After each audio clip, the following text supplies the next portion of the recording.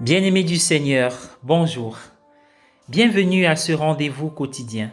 Vous faites bien de vous connecter sur cette chaîne de la méditation de la parole de Dieu, chaîne de rencontre, où le Verbe de Dieu, lumière dans notre vie, nous éclaire, nous fortifie, nous purifie et nous donne la force de repartir.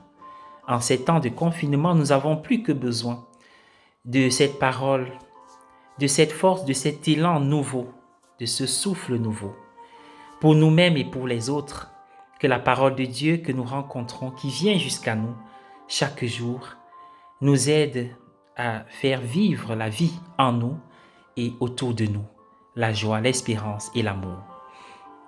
Nous célébrons en ce 9 novembre 2020 la dédicace de la basilique du Latran.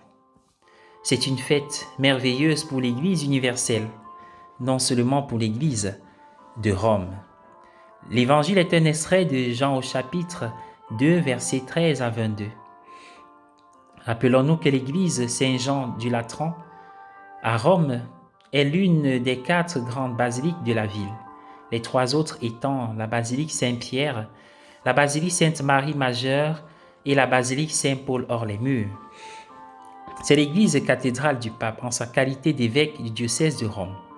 Elle est appelée Saint-Jean en raison des 2 monastères qui étaient attachés à cette église, dédiée à l'apôtre Jean et à Saint Jean-Baptiste. En tant qu'église cathédrale du pape, la basilique du Latran porte le titre de mère et tête de toutes les églises de la ville et du monde. Il existe de nombreuses églises et merveilleuses à Rome et à travers le monde entier. Pourtant, nous sommes tous très conscients que l'Église n'est pas avant tout un bâtiment, aussi grandiose soit-il.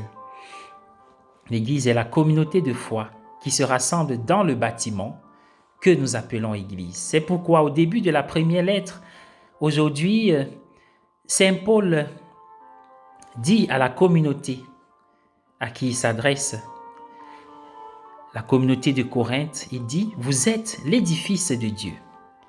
Le temple, le bâtiment le plus impressionnant pour le culte des Juifs à l'époque de Paul, rappelons-nous, était le temple de Jérusalem.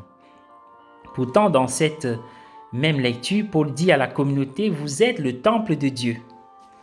Il y a un déplacement et un dépassement.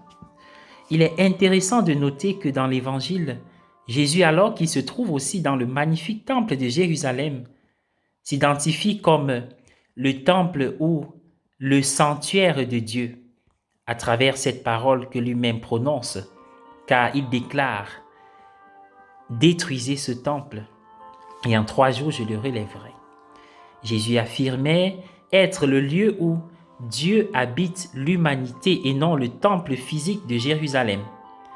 Paul nous rappelle que nous, la communauté de foi, nous sommes le lieu où Dieu souhaite habiter parmi l'humanité.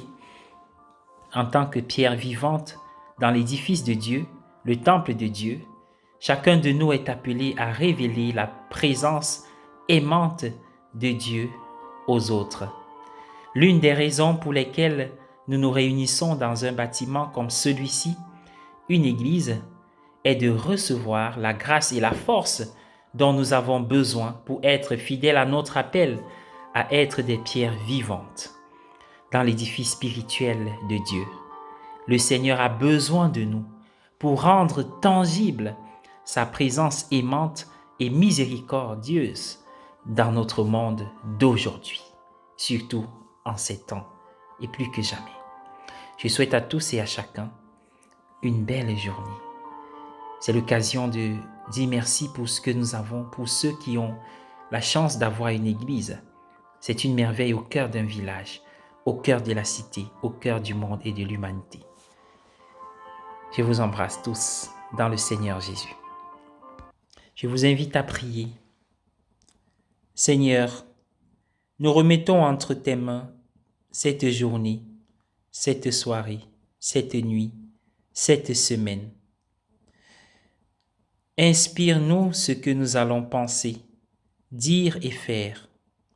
Donne-nous notre pain chaque jour. Donne-nous une idée, une solution aux problèmes qui nous accablent. Donne-nous l'espérance. Protège-nous du mal. Guéris-nous, toi le médecin des corps et des âmes. Sois béni. Amen.